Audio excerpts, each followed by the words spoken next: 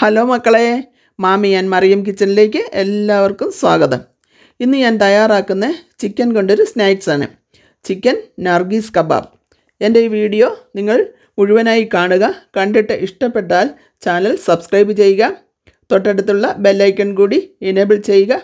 അപ്പോൾ ഞാനിടുന്ന പുതിയ വീഡിയോസ് നിങ്ങൾക്ക് നോട്ടിഫിക്കേഷനായി ലഭിക്കുന്നതാണ്. വീഡിയോസ് ലൈക്കും ഷെയറും ചെയ്യാൻ ആരും മറക്കരുതേ.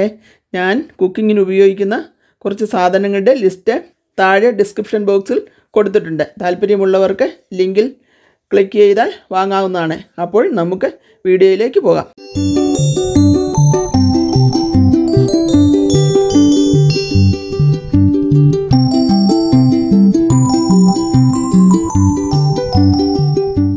അപ്പോൾ നർഗീസി കബാബിന് ആവശ്യമായ സാധനങ്ങൾ എന്തൊക്കെയാണെന്ന് നോക്കാം. ഏകദേശം 200 ഗ്രാം ബോൺലെസ് ചിക്കനാണ് ഇവിടെ എടുത്തിരിക്കുന്നത്. അതൊരു മിക്സിയുടെ ജാറിലേക്ക് ഇട്ട് കൊടുക്കുന്നു.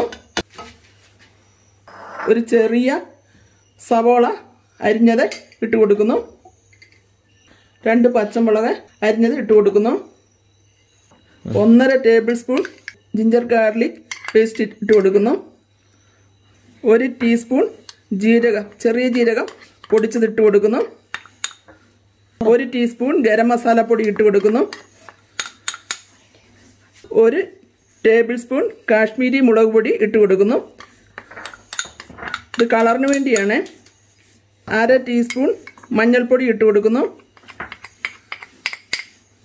1/2 ടീസ്പൂൺ കുരുമുളക് പൊടി ഇട്ട് കൊടുക്കുന്നു.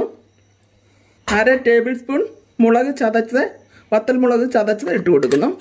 1.5 ടേബിൾ സ്പൂൺ കടലമാവ് റോസ്റ്റ് ചെയ്ത് ഇട്ട് കൊടുക്കുന്നു. കുറച്ച് മല്ലിയില ഇട്ട് കൊടുക്കുന്നു. ആവശ്യത്തിന് ഉപ്പിട്ട് കൊടുക്കുന്നു. ഇനി നമ്മൾക്ക് നന്നായി ഇതൊന്ന് അരച്ചെടുക്കാം. ഇപ്പോൾ നമ്മൾ മിക്സിയിലേക്ക് ഇട്ട സാധനങ്ങളെല്ലാം അരച്ച് ഫൈൻ പേസ്റ്റായി നല്ലതുപോലെ അരഞ്ഞു വന്നിട്ടുണ്ട്. ഇനി നമ്മൾക്കിത് എങ്ങനെയാണ് നർഗീസ് കബാബ് തയ്യാറാക്കുന്നത് എന്ന് നോക്കാം. അപ്പോൾ നമുക്ക് നർഗീസി കബാബ് തയ്യാറാക്കാൻ വേണ്ടി 3 മുട്ട എടുത്തിട്ടുണ്ട്. ഒരു മുട്ട, കുറച്ച് ബ്രെഡ് ക്രംസ് ആവശ്യമായിട്ടുണ്ട്, അല്പം എണ്ണയും. ഇത്രയുമാണ് നമ്മൾക്ക് നർഗീസി കബാബ് ഉണ്ടാക്കാൻ ആവശ്യമായ സാധനങ്ങൾ. ഇനി നമ്മൾക്ക് എങ്ങനെയാണ് തയ്യാറാക്കുന്നതെന്ന് നോക്കാം. അടിച്ചതുണ്ട്. നമ്മൾ ആദ്യം ഈ 2 കൈയിലും എണ്ണ പുരട്ടുക. അതിലേക്ക് നമ്മൾ ഇതുപോലെ ഉരുളകളാക്കി എടുത്തതിന് ശേഷം ഇതുപോലെ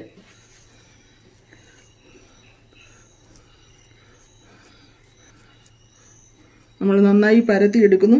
അതിനുശേഷം നമ്മൾ ഒരു മുട്ട ഇതിലേക്ക് വയ്ക്കുന്നു.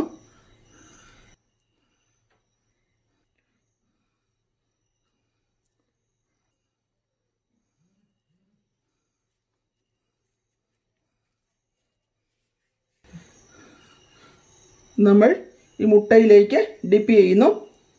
ബ്രെഡ് ക്രംസിൽ ഡിപ്പ് ചെയ്ത് എടുക്കുന്നു.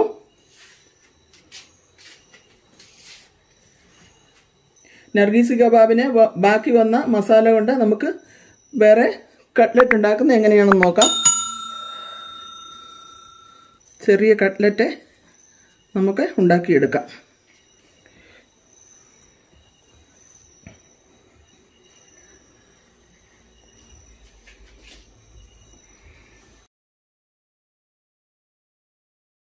ഇത് നർഗീസി കബാബും അതിൻ്റെ ബാക്കി വന്ന മസാല കൊണ്ട് നമ്മൾ ചിക്കൻ കട്ട്ലറ്റും ഉണ്ടാക്കുന്നു. അപ്പോൾ നമുക്ക് ഇതിനി വറുത്തെടുക്കാം. അപ്പോൾ നർഗീസി കബാബ് വറുത്തെടുക്കാൻ ആവശ്യമായ എണ്ണയാണ് ഞാൻ ഒഴിക്കുന്നത്.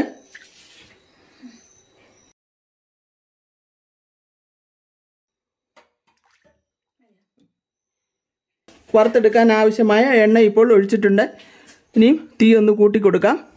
എണ്ണ ചൂടായി കഴിഞ്ഞ് നമ്മൾക്ക് കബാബ് അതിലേക്ക് ഇട്ട് കൊടുക്കാം. അപ്പോൾ എണ്ണ നന്നായി ചൂടായി വന്നിട്ടുണ്ട്. നമുക്കതിലേക്ക് ഈ കബാബ് ഓരോന്നായി ഇട്ട് കൊടുക്കാം.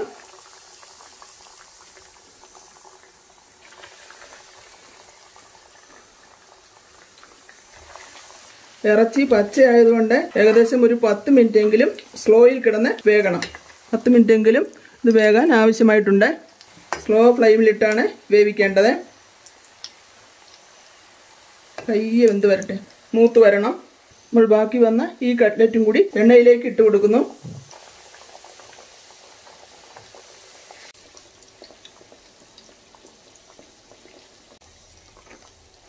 ഇപ്പോൾ നമ്മുടെ കബാബിന് 10 മിനിറ്റ് കഴിഞ്ഞിട്ടുണ്ട്. ഇപ്പോൾ എല്ലാം നന്നായി വെന്തിട്ടുണ്ട്.